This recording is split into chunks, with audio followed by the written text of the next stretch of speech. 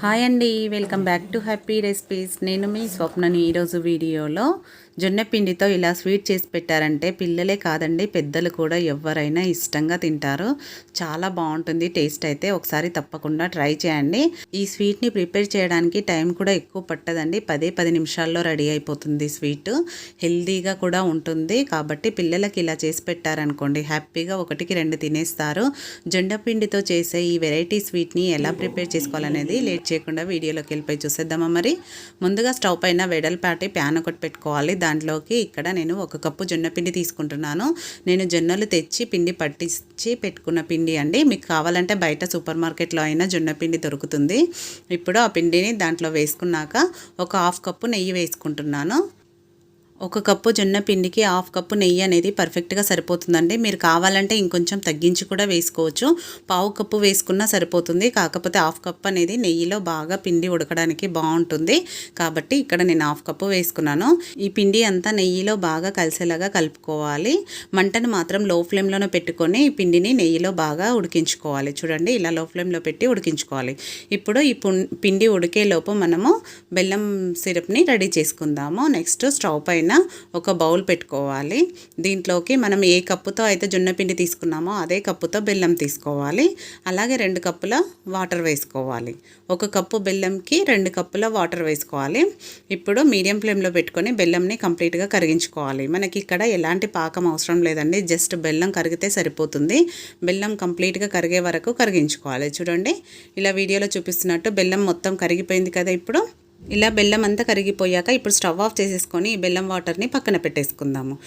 అంతలోపు మనకు జొన్న పిండి కూడా దగ్గర పడి ఉంటుంది. చూడండి, లైట్గా కలర్ కూడా చేంజ్ అయిపోయింది. ఇలా కలర్ చేంజ్ అయిపోయి పైన నొరగలాగా వస్తూ ఉంటే మనకు జొన్న పిండి అనేది పర్ఫెక్ట్గా వేగినట్టు, మంచి స్మెల్ కూడా వస్తుంది ఇది వేగేటప్పుడు. చూడండి, ఇది వేగిపోయింది కదా. ఇప్పుడు బెల్లం సిరప్ ఉన్నాయి కదా, అవి కొంచెం కొంచెంగా వేసుకోవాలి. మొత్తం ఒకేసారి వేయొద్దండి. నేను ఇక్కడ 1/2 వేసుకొని అది ఏమాత్రం కూడా ఉండలు కట్టకుండా నీట్గా కలుపుకోవాలి. ఈ బెల్లం వాటర్ అనేది నీట్గా పిండిలో కలిసేలాగా కలుపుకోవాలి. మనం కొంచెం లేట్ చేసినా ఇది ఉండలు కడుతుంది కాబట్టి జాగ్రత్తగా కలుపుకోవాలి. ఫస్ట్ సగం వేసుకొని ఇలా మంచిగా కలుపుకున్నాక నెక్స్ట్ మిగతా వాటర్ని కూడా వేసేసుకోవాలి. ఇప్పుడు దగ్గర పడింది కదా. ఇప్పుడు నెక్స్ట్ మిగతా వాటర్ కంప్లీట్గా వేసేసుకుంటున్నాను.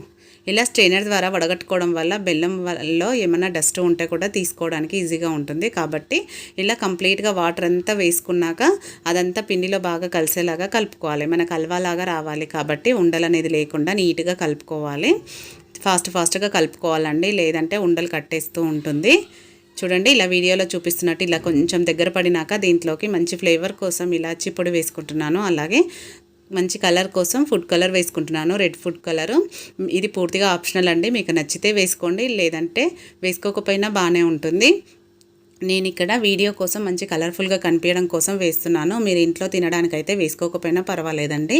చూడండి, మనం ఇలా కలుపుతూ ఉండగానే దగ్గర పడుతూ ఉంటుంది. కలర్ వేయడం వల్ల మనకి ఈ విధంగా కనిపిస్తుంది. ఆల్రెడీ మనకు నెయ్యి కూడా బయటకు వచ్చేస్తుంది. ఇప్పుడు రెడీ అయిపోయినట్టే. ఇంకొక నిమిషం పాటు ఇలా కలుపుతూ ఉడికించుకుంటే, లో ఫ్లేమ్లోనే ఉడికించుకోవాలండి. నెయ్యి కంప్లీట్గా రిలీజ్ అయింది కదా. ఇప్పుడు మనకు స్వీట్ రెడీ అయిపోయింది. ఇప్పుడు స్టవ్ ఆఫ్ చేసేసుకుందాము. చూడండి, నెయ్యి అంతా పక్కకు వచ్చేసింది. మీరు కావాలంటే దాన్ని సపరేట్ కూడా చేసుకోవచ్చు. ఇప్పుడు నేను ఇక్కడ కేక్ బౌల్ తీసుకుంటున్నాను. మీరు మీ దగ్గర కేక్ బౌల్ లేకపోతే స్టీల్ ప్లేట్లో దేంట్లో అయినా వేసుకోవచ్చు అండి. నేను ఇక్కడ కేక్ బౌల్కి నెయ్యిని అప్లై చేసేసుకొని దాంట్లోకి వేసేసుకుంటున్నాను.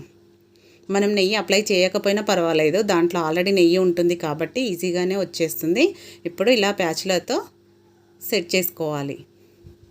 కరెక్ట్గా ఈక్వల్గా సెట్ చేసుకుంటే మనకు సమానంగా వస్తుందన్నమాట. ఇలా సెట్ చేసుకున్నాక 2 సార్లు ట్యాప్ చేసేసుకొని ఒక 15 నుంచి 20 నిమిషాల పాటు పక్కన పెట్టేసుకోవాలి.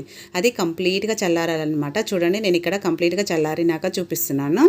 ఇప్పుడు ఒక ప్లేట్తో డిమోల్ చేసుకుంటే ఈజీగా వచ్చేస్తుందండి. మనం నైఫ్తో గ్యాప్ తీయని అవసరం లేదు. అది కేక్ లాగా డైరెక్ట్గా వచ్చేస్తుంది. చూడండి ఎంత పర్ఫెక్ట్గా వచ్చిందో స్వీటు. చూస్తుంటేనే నోరు ఊరిపోతుంది కదా. మంచి కలర్ఫుల్గా ప్లేట్ గిన్నె కూడా ఎక్కడ అతుక్కోలేదు. చూడండి, ఇప్పుడు మనం దీన్ని పీసెస్ లాగా కట్ చేసుకోవాలి. ఇంకొకటి మీరు ఇక్కడ మెయిన్ గుర్తుపెట్టుకోవాల్సింది ఏంటంటే, స్వీట్ కంప్లీట్గా చల్లారినాకనే మీరు ఇలా పీసెస్గా కట్ చేయాలండి.